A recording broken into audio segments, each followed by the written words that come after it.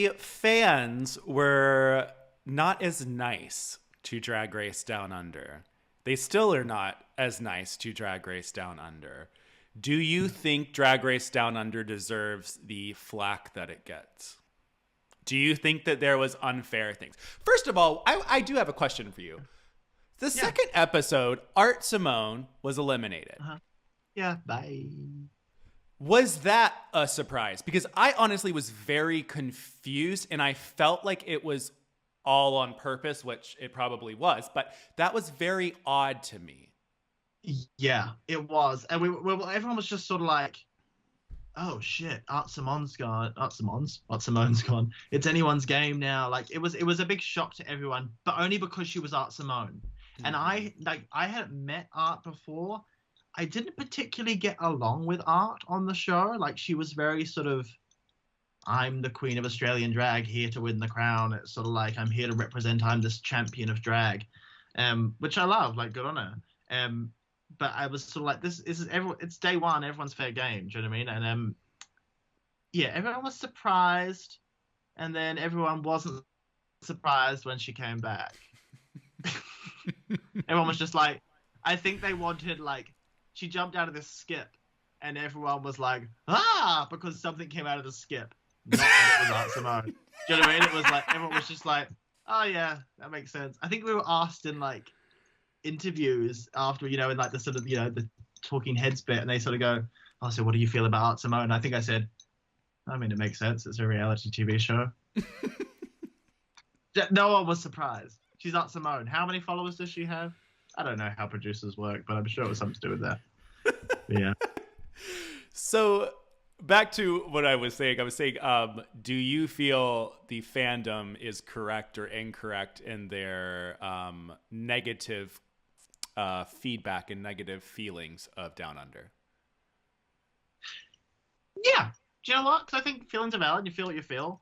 I mean, obviously, remember that there are people behind all of this. There are people that made this show. There are editors who worked hard. There are queens who worked hard. But the show definitely had flaws. It had problems. It had editing problems. It had storyline problems. There was questions left unanswered and things like that. Watching it back, you can see it even as a competitor who was on the show. I think there were issues that probably needed more airtime, or the conversations that were had needed to be aired that weren't. And I think that the producers know that because I've told it to them to their face. And hopefully season 2 will be a big improvement on that.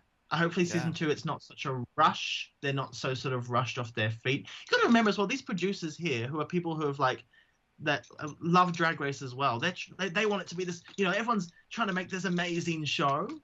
It's sort of, everyone's like, it's like a pilot. Mm-hmm. Do you know what I mean? Like there's going to be mistakes and there's going to be slip ups.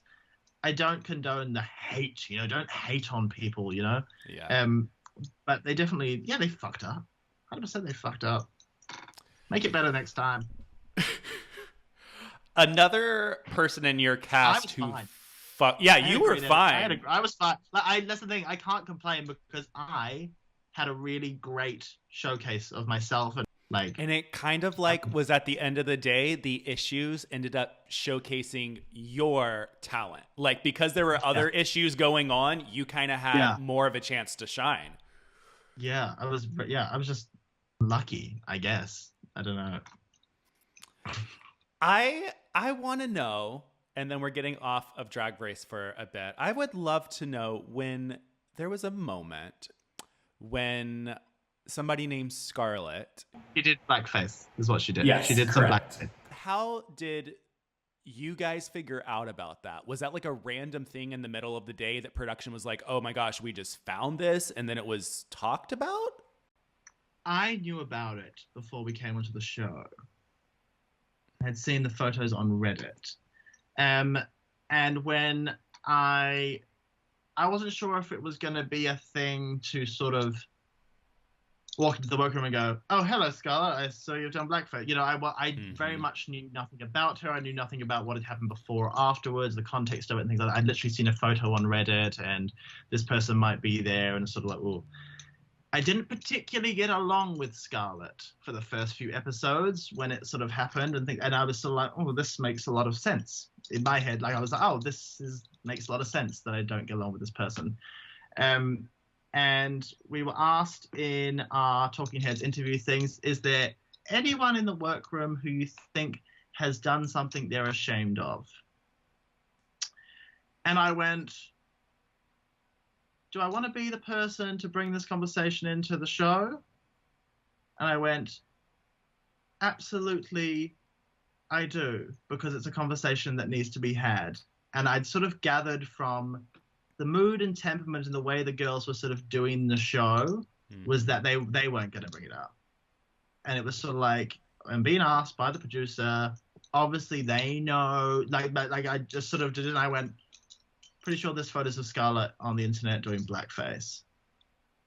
I was told that I wasn't the one that brought it into the world of Drag Race. I don't know whether that's true or not. But I was assured by the producers that it all sort of kicked off that, like, you weren't the one to say, just so you know. And I do know that Scarlet was spoken to about it and, like, how they were going to how it was going to, I don't know if she was told, you know, RuPaul's going to hit you up on the runway or that sort of thing, but I do think they went to Scarlet and said, hi, this conversation is going to happen and we just want to check your mental health and that sort of thing around it, which I think is very smart because it is a very big conversation to have, but a conversation that I think is important. And I think there was so much said and there was so many like backs and forths and things like that, and so much of it didn't make the final edit, which I think is a shame because she probably should have been held more accountable in the eyes of the viewer. And I think the way you watch Drag Race Down Under now, it sort of seems to condone the behavior. It sort of seems like RuPaul sort of says, yes, all right, well, I've seen it and that's the thing and I'm the person of color in the room, so let's carry on. And although RuPaul is the person of color in the room and was the person of color in the room, there are hundreds of thousands of people of color outside of this room watching this show who had to deal with reliving that experience and viewing those images and sort of having to deal with that trauma. And I will always stand with those people. That's always been my thing. Do you know what I mean? I like I said, I didn't know Scarlet, didn't know the journey she'd been on, hasn't known the work she's done since, the work she's doing now. Like I hadn't followed that. But at the time, my position was to stand with those people, and that's what I did. She also was just a bit of a bitch to me on the show, so I didn't like her. And I'm glad that it was brought up. Do I think, like you said, that it could have been shown, like if there was all this extra added stuff? At the end of the day, I would have loved to have seen like an unedited version on like YouTube or an Untucked after or something to have a conversation and dialogue. Lack of Untucked? There was just no Untucked that episode. Me and Keita wanted to talk about it. And no one else did. We wanted to talk about it. Why not? Let's talk about it. And I think that has a lot to do with there was also no people of color in the room at the time as well. It was everyone was very sort of awkward thing. I was like, I didn't really care if there were people of color in the room because the white people are the ones that need to sort their shit out and have these hard conversations with each other and hold each other accountable. Me and Keita were very keen to talk. A lot of queens weren't keen to talk. I think they were all worried they were going to be sort of painted with the same brush. Whether they were worried about things that they'd done, they were already going to come. I don't know.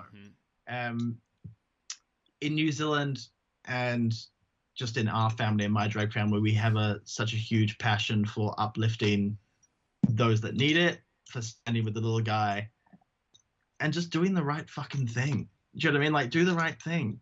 It's not hard to see that someone's hurting and to say, yo, cut that shit out. It's not hard. Exactly. It might be a little bit scary, or you might be so what, you're just going to let them get hit?